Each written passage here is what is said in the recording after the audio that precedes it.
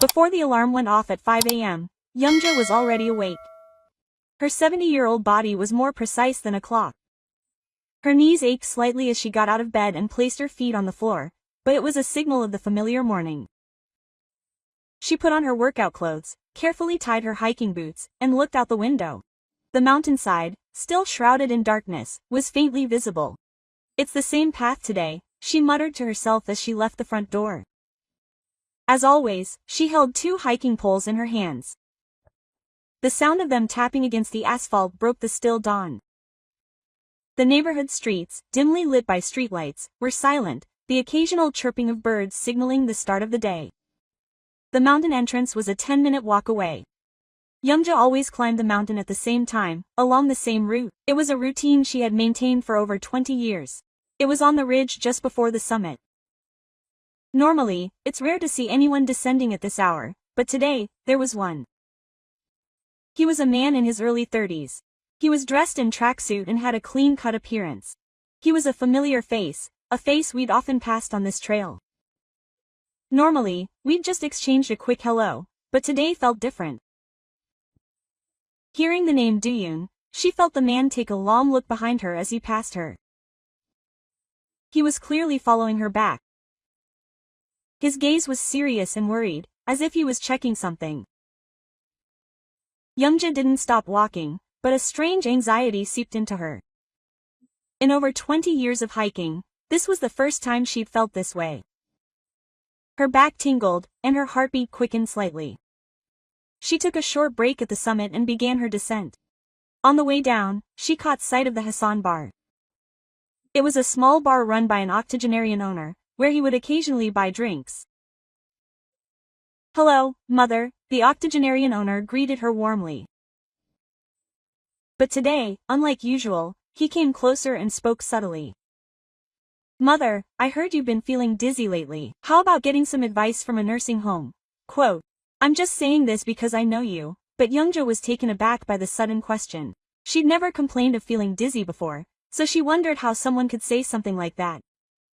An ominous feeling began to settle in her chest. After resting for about 10 minutes, she began the descent. The ridge path was narrow, so people had to pass each other one by one. Normally, she would have leisurely enjoyed the scenery as she descended, but today, for some reason, she felt like hurrying. She wanted to go home and shake off this strange feeling. That was when the man I saw yesterday morning, Dooyoon, was coming up the other side. He seemed to have arrived early again today. He paused when he met Youngja. Grandma Dooyoon called out in a low voice. Then, as she passed Youngja, she whispered, "Don't look back now. Just keep walking straight until the rest area for 3 minutes. Quote, Youngja was startled. The sudden warning sent goosebumps down her spine. The urge to turn around vanished, but Dooyoon's serious voice stopped her. Instead, she took out her phone and used the black screen as a mirror to look behind her. She could see her faint reflection on the screen. To her surprise, 2 men were following her at a certain distance. They looked middle-aged. They looked like hikers, but something felt off. They didn't look like they were really out for a hike. Youngja's heart began to race. She couldn't figure out what was happening, but this was definitely not an ordinary situation. She tried not to hurry her pace, maintaining her normal pace. When she arrived at the rest area, Dooyoon was already waiting. He was sitting on a bench with a map spread out. As Youngja approached, Dooyoon spilled some water from his water bottle and let it drip onto the map. He then traced the path with the droplet. Take the right path instead of straight ahead. I'll have to talk to you somewhere crowded. Quote. Dooyoon's voice remained low and serious. Youngja was confused, but she had no choice but to follow his words. She instinctively knew something important was happening. Who are you? Why are you doing this? Quote. Youngja asked quietly. Dooyoon seemed to hesitate for a moment as he folded the map. There's no time to explain now. We need to get to a safe place first. Quote. So saying, Dooyoon pointed to the cub on the right. It wasn't the path Youngja usually took, but the trail was connected. It was quiet because it wasn't frequented often, but she could see other hikers in the distance. Young Ya followed Do Yoon onto the new path. She wanted to check if the two men were still following her, but Do Yoon's warning came to mind and she held back. Instead, she walked more cautiously. Following the cub, Young Ya deliberately slowed her pace. She crouched down, pretending to retie her shoelaces. As she did so, she casually glanced behind her. The two men were still following her. The distance seemed to have widened slightly, but they still lingered in her sight. Why is this happening? Young Ya muttered and stood up again. This time, I took out my water bottle and slowly drank. Normally, I wouldn't have been thirsty, but my mouth was parched, perhaps because of the tension. Even while drinking, I kept a close eye on Do Yoon. He walked ahead, occasionally looking back. His expression was tense. He stopped near a trash can and pointed the end of a stick at the floor. There was a small note under the trash can. Youngja pretended to throw away the paper and picked it up. Unfolding it, she saw a simple note written on it. Hassan Bar's parking lot surveillance camera blind spot. Today's target sent a chill down her spine. Hassan Bar was where the 80-year-old owner had mentioned the nursing home yesterday. And the parking lot was also a place Youngja always passed by on her way home. Something big is happening, Youngja thought as she put the note in her pocket. Now he could be sure it wasn't just a coincidence. Someone was targeting him, and Do Yoon knew it. He pulled out his phone and called Team Leader Park, the president of the mountaineering club. Normally, he wouldn't have called at this hour, but given the circumstances, he had no choice. Squad leader, it's Youngja. What's going on this morning, Youngja? Quote. Team Leader Park's voice came through the phone. Youngja tried to speak as naturally as possible. The wind on the ridge is crazy. It's really dangerous. Could you gather the members of the mountaineering club at the summit shelter? I'm too scared to go alone. Quote. Okay. Then I'll post a notice in the group chat and tell everyone to be careful. Quote. After hanging up, Youngja breathed a sigh of relief. Guiding them to a crowded area seemed like the best course of action for now. Do Yoon came closer and said in a small voice, good idea. Popular places are safe. Please tell me what's going on. Why are you targeting me? Quote. Youngja's voice was filled with desperation. Do Yoon hesitated for a moment before speaking. I can't tell you the details right now, but there are people who want to hurt your grandmother. Their goal is. Do Yoon paused. He heard footsteps behind him. The two men were getting closer. The distance between them had narrowed considerably. Youngja was nervous, but she tried to maintain her composure. How much longer until the shelter? About 10 minutes. Just hold on a little longer. Quote. Youngja nodded at Do Yoon's words. But questions kept forming in her heart. Who is Do Yoon that he knows about this situation? And why is he helping her? Do Yoon, who had been walking ahead, suddenly stopped walking. He signaled Youngja to be quiet with his hand. He didn't know what was going on, but the atmosphere felt ominous. When they arrived at the summit shelter, several members of the mountaineering club had already gathered. They seemed to have seen Team Leader Park's group chat announcement. Youngja blended in naturally with the crowd. The two men following behind also stopped near the shelter, but the crowd prevented them from coming any closer. Do Yoon sat down next to Youngja and spoke quietly, it's a little safer now. I'll explain it properly. Quote. He scanned the area once more and then took a small tablet out of his bag. On the screen, he saw what looked like an ID card. I'm an investigator with the mountain police. I've been tracking suspicious activity related to your grandmother for several weeks. Quote. Youngja was startled. Mountain police? This was completely unexpected. Suspicious activity. Small payments using my grandmother's check card were being tested weekly at several locations in Sanray, following the same pattern. We also detected evidence that documents related to nursing home power of attorney were being prepared. Do Yoon showed us the tablet screen. There were screenshots of Hassan's main POS terminal and CCTV captures, as well as some call logs. This was all evidence obtained through a legal warrant. Young Ya looked at the screen, shocked. She couldn't believe this was happening without her knowing. Then, her daughter-in-law Myra's face suddenly came to mind. Recently, she changed her medication. She bought me new supplements, saying they were good for my health, but after taking them, I kept getting blank stares and Do-yoon's expression became serious. Do you still have those supplements? They're at home. Why? I'll have to check later. It's only a guess, but there's a possibility they contain ingredients that impair judgment. Quote. Youngja felt a chill run down her spine. She didn't want to suspect her daughter-in-law, but the situation made it unavoidable. Then, Sergeant Park approached her and said, Youngja, the wind is really strong. We've all decided to head down early. How about having a glass of makgeolli at Hassan Bar and then heading in? Quote. Youngja and Do-yoon exchanged a look. Hassan Bar, that's a dangerous area. That would be good, Do-yoon said first. Youngja was skeptical, but she figured he had a plan. When Sergeant Park posted the notice in the group chat, more people than expected expressed interest in participating. Normally, if you suggested a drinking party this early, only a few people would show up, but today was different. The more people, the better. Do-yoon said in a small voice. But is that really okay? You said it's a dangerous place. In fact, a crowded area can reveal their identities more clearly. And Do-yoon, fiddling with his phone, said, I'm thinking of dropping some bait about canceling your grandmother's savings account. Under legal control. Youngja couldn't quite understand what he was saying, but since Do-yoon was the expert, she had no choice but to trust and follow. However, one thing was certain. Today's descent would be completely different from usual. From a distance, she saw two men still watching. They seemed to have sensed the change in the situation and were talking to each other. Now, the real beginning. Youngja felt nervous at Do-yoon's words, but at the same time, a sense of relief filled her heart. Knowing she wasn't alone was a great comfort. As the mountaineering club headed toward the descent bar, Do-yoon was fiddling with something on his phone. Youngja walked beside him, trying hard to hide her anxiety.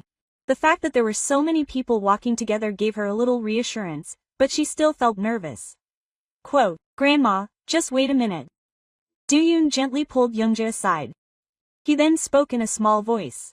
Quote, I'm going to send a text message to cancel a savings account in your grandmother's name. I'm going to use it as bait. Bait? Yes. To make them act. If they think your grandmother suddenly wants to withdraw the money, they'll quickly put the plan into action.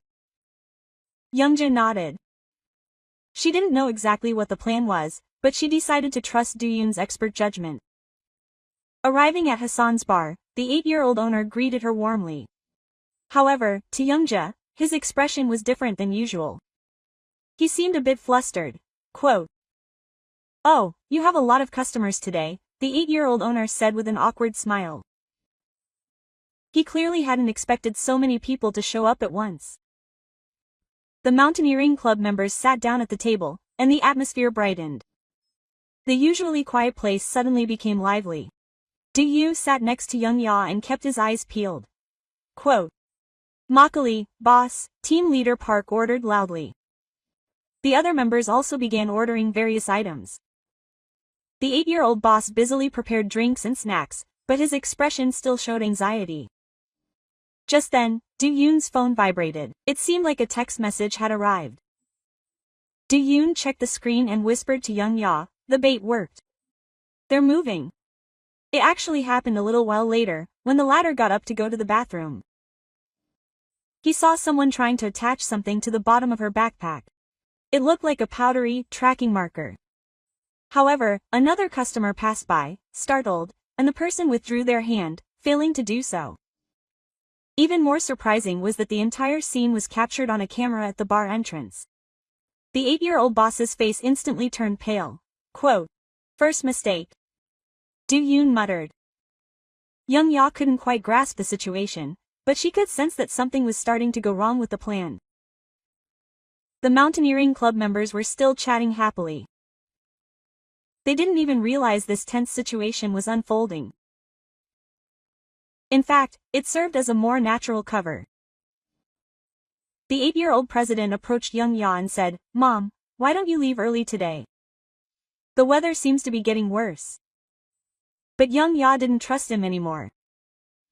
He'd been saying strange things since yesterday. Quote, "No, it's okay. I just want to spend some time with the evil people." A look of confusion crossed the 8-year-old president's face. Clearly, things weren't going as planned. Do-yoon suddenly got up and headed to the bathroom. A few minutes later, he returned and handed young Ya a small note. Quote, "Ready. We'll be over soon." It read. Youngja put the note in her pocket, steeling herself. She didn't know what was going to happen, but she felt she would soon find out the truth. From a distance, she saw the two men from earlier loitering around the bar. They, too, seemed to sense something was amiss. But it was too late. They had fallen into Do-yoon's trap. As the sun began to set, people began to head home one by one. Youngja was about to get up when she suddenly received a call from her daughter-in-law, Mira. Quote, "Where are you, mother?" "I'm at Hassan Bar. I was with the mountaineering club." "Mother, we're in trouble. The hospital suddenly called, saying there was something wrong with your physical exam results. They said you needed to come right away." Youngja panicked. She didn't remember having a physical exam. Quote, "You had a physical exam? Don't you remember, mother? I brought you here last week." Mom forgot. Myra's voice was filled with worry and a strange urging. Youngja was confused, but since it was a health issue, she couldn't ignore it. Quote, "Then go home and say, 'No, I don't have time. I'll pick you up in the car.' Single quote. Mom is waiting in the parking lot. I've made an emergency hospital appointment." After the call ended, Youngja looked for Do-yoon, but he was nowhere to be found. He seemed to have gone to the bathroom.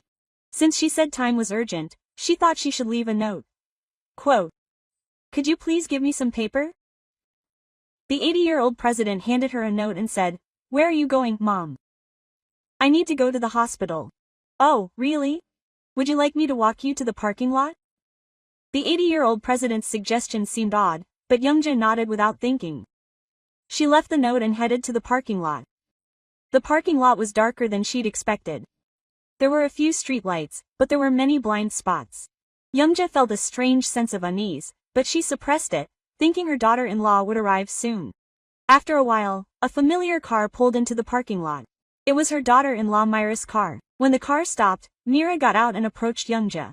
Quote, "Mom, get in quickly. It's really urgent." Mira opened the backseat door for her. As Youngja was about to get in, she saw what looked like a blanket and cable ties in the backseat. It was strange. "What is this?" "Oh, that's something I prepared in case Mom got cold." Myra's explanation was awkward. Then two men appeared from the other side of the car. They were the same men who had followed her that morning. Youngja instinctively sensed danger. She knew she shouldn't get in the car. Quote, "Mira, what is this?" "Mom, hurry."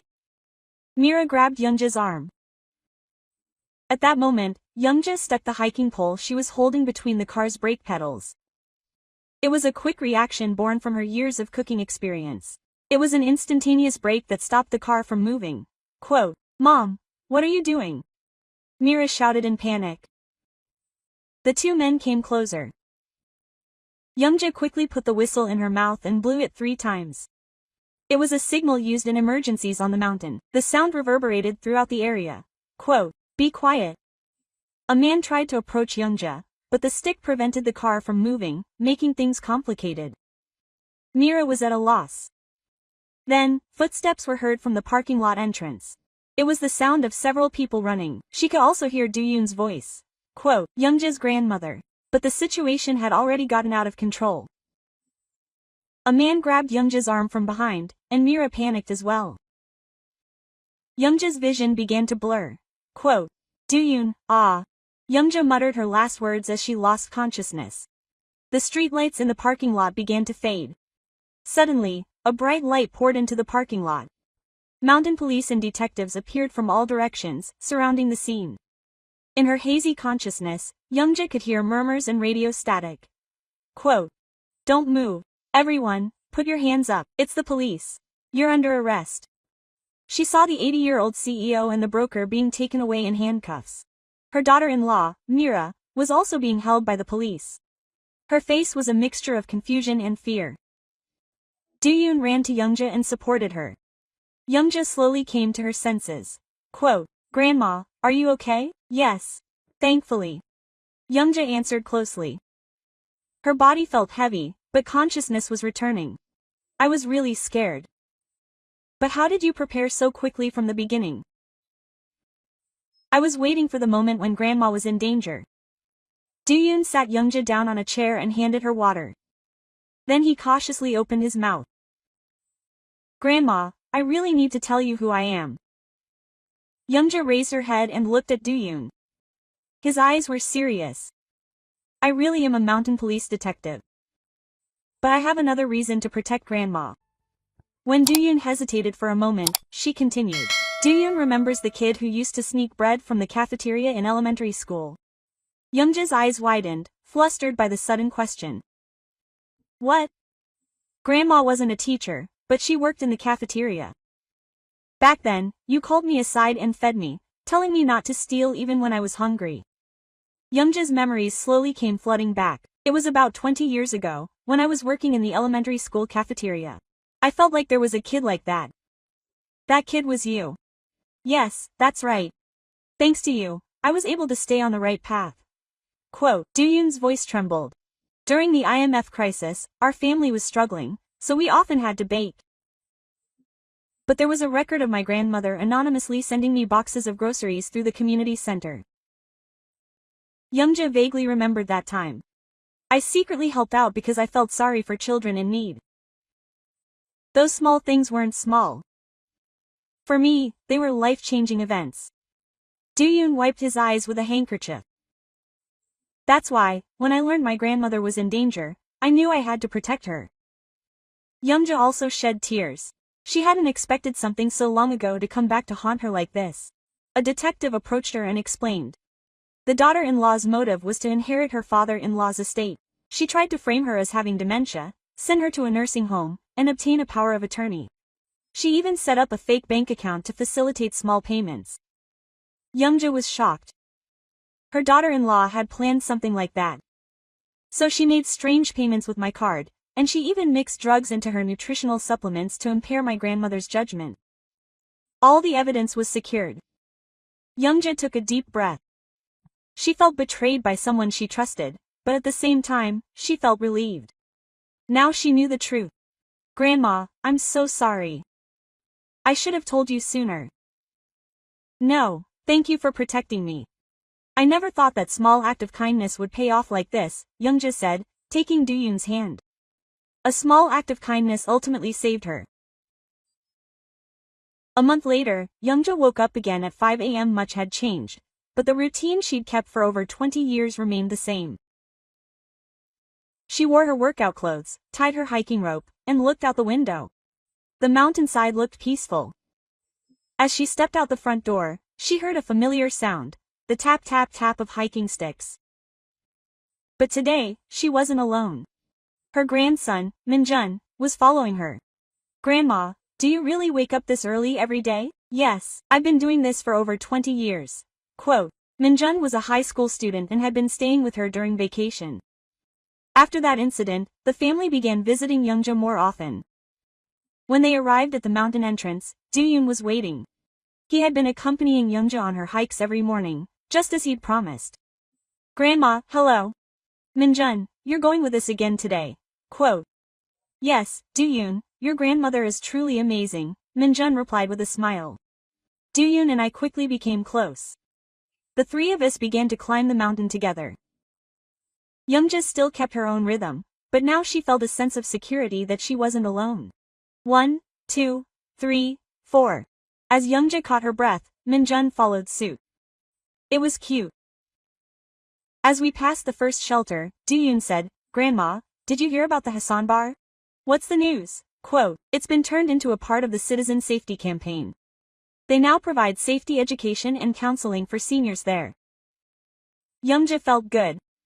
A place that had once held bad memories had become a good place. "And I heard the Mountaineering Club started a senior citizen companion program. Team leader Park suggested it. It's about hiking with seniors who are traveling alone." Do-yoon explained with a smile. I think the local community has become closer. Thanks to Grandma. As we climbed the ridge, a beautiful landscape unfolded before us. Autumn was deepening, and the leaves were at their peak. Minjun exclaimed and took a picture. Quote, Grandma, can we take a picture here? Yes, let's. The three of them took a picture together. A peaceful smile appeared on Youngja's face. As we reached the summit and rested, Youngja suddenly spoke. Now that I think about it, it was such a small thing. Grandma, when Do-yoon was little, you fed him a meal. Back then, it was just something I did to comfort a hungry child. Do-yoon nodded. I never knew that small act could be so helpful.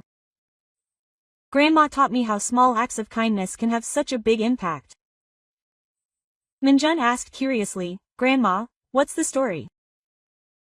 Youngja explained it briefly. Minju listened, as if it were a miracle. Quote, Grandma, are you really that cool? It's like a movie. Movies? It's just something that happens in life. As they began their descent, Do-yoon said, Grandma, I'll keep you going at the same time, along the same route today. Thank you. But don't feel too burdened.